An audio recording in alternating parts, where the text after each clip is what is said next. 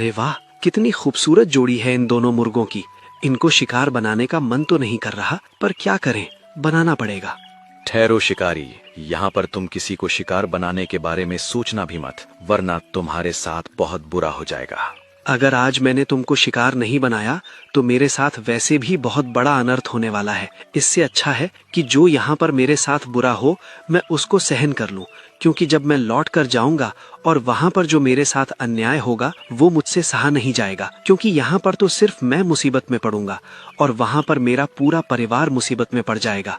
इससे अच्छा होगा कि मैं तुम्हारा शिकार ही कर लूं। मुझे माफ करना, मैं बहुत मजबूरी में शिकार करता हूँ। अरे भला ऐसी मजबूरी में कौन शिकार करता है, और तुम पर ऐसी क्या मजबूरी आ पड़ी है जो तुम मासूम जानवरों का शिकार करते हो? मेरा राजा मुझसे जबरदस्ती शिकार करवाता है, और अगर मैं उसके लिए आज शिकार लेकर नहीं गया तो वो मेरे पूरे परिवार को खत्म कर देगा। इसीलिए शिकार करना उस राजा ने मेरी मजबूरी बना दिया है। मैं ये सब अपने लिए नहीं करता।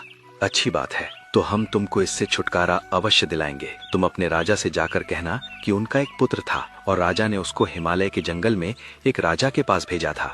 उनसे पूछना क्या वो राजकुमार वहाँ पर पहुँच गया है। बस तुम राजा से इतना ही कहना, वो तुमसे कुछ नहीं कहेंगे। जाओ। ठीक है, तुम कहते हो तो चला जाता हूँ।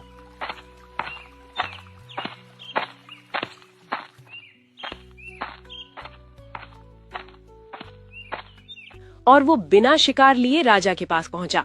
ओहो, तुम्हारे इस दयालुपन का मैं क्या करूं? देखो, आज भी तुम बिना शिकार किए आ गए। तुमको हमारा जरा सा भी भय नहीं लगा। महाराज, आपके क्रोध के बारे में मुझको ज्ञात था, पर क्या करूं, आज मेरे साथ जंगल में एक अजीब सी घटना घट गई। मुझको तालाब पर 2 मुर्गे मिले और जब मैंने उनको शिकार बनाना चाहा तो उन्होंने कहा कि तुम मुझको शिकार मत बनाना, वरना मुसीबत में पड़ जाओगे, और तुम अपने राजा से पूछना कि उनका इकलौता पुत्र कहाँ पर है।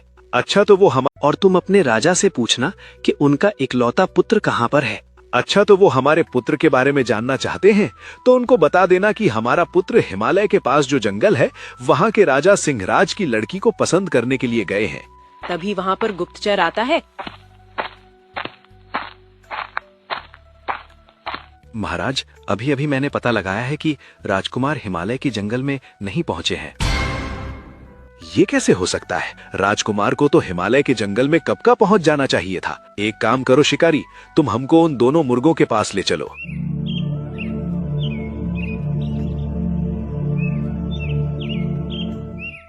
और वो शिकारी महाराज को लेकर तालाब पर मुर्गों के पास पहुंचा।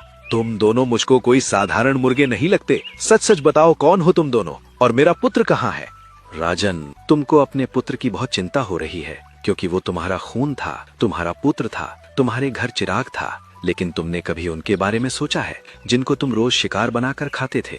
वो भी किसी के बच्चे थे, वो भी किसी के घर के चिराग थे, और तुमने उनको खाकर उनके घर का चिराग हमेशा के लिए बुझा दिया। बस करो तुम दोनों, हमको ज्यादा गुस्सा मत दिलाओ, वरना तुम्हारे लिए अच्छा नहीं होगा। सीधी तरह से बता दो, राजकुमार कहाँ पर है? तभी तालाब में से जंगल की वन देवी प्रकट हुई। राजन, एक तो तुम जानवरों के साथ क्रूरता करते हो, जो एक राजा को बिल्कुल भी शोभा नहीं देता, और जब तुम्हारी कमियां कोई तुमको बताता है तो तुम उनको जान से मार देने की धमकी देते हो। एक राजा को ये सब शोभा नहीं देता, बल्कि राजा को तो अपनी प्रजा के प्रति स्नेह और दयालुता की भावना रखनी चाहिए, लेकिन तुम में तो क्रूरता ही भरी हुई है। हे देवी, आप कौन हो, और क्या आप मुझको बता सकती हो कि मेरा पुत्र कहाँ है इस समय? मैं इस जंगल की वन देवी हूँ, और मैं तुमको अवश्य बता सकती हूँ तुम्हारा पुत्र इस समय कहाँ पर है। हाँ देवी, शीघ्र बताओ, मेरा पुत्र कहाँ है? मैं अपने पुत्र के लिए बहुत व्याकुल हो रहा हूँ। राजन, जो तुम्हारा हे देवी, आप कौन हो, और क्या आप मुझको बता सकती हो कि मेरा पुत्र कहाँ है इस समय? मैं इस जंगल की वन देवी हूँ, और मैं तुमको अवश्य बता सकती हूँ तुम्हारा पुत्र इस समय कहाँ पर है। हाँ देवी, शीघ्र बताओ, मेरा पुत्र कहाँ है? मैं अपने पुत्र के लिए बहुत व्याकुल हो रहा हूँ। राजन, जो तुम्हारा पुत्र था उसका तो तुम शिकार करवाकर खा चुके हो। तुमको याद दिला दूं, तुमने एक मेमने का शिकार करवाकर खाया था, वही तुम्हारा पुत्र था, और उसको मेमना मैंने बनाया था, क्योंकि वो भी तुम्हारी तरह ही निर्दयी था। वो भी मासूम जानवरों का शिकार करता था। अगर एक पिता राजा बुरा और पापी हो और उसका बेटा अच्छा हो तो राज्य को संभाल लेता है, लेकिन पिता राजा भी अत्याचारी हो और राजा होने वाला बेटा भी अत्याचारी हो तो फिर जंगल में न्याय नहीं बचता। इस न्याय को बचाने के लिए मैंने तुम्हारे बेटे को एक मेमना बना दिया और तुम उसको अपना शिकार बनवाकर खा चुके हो।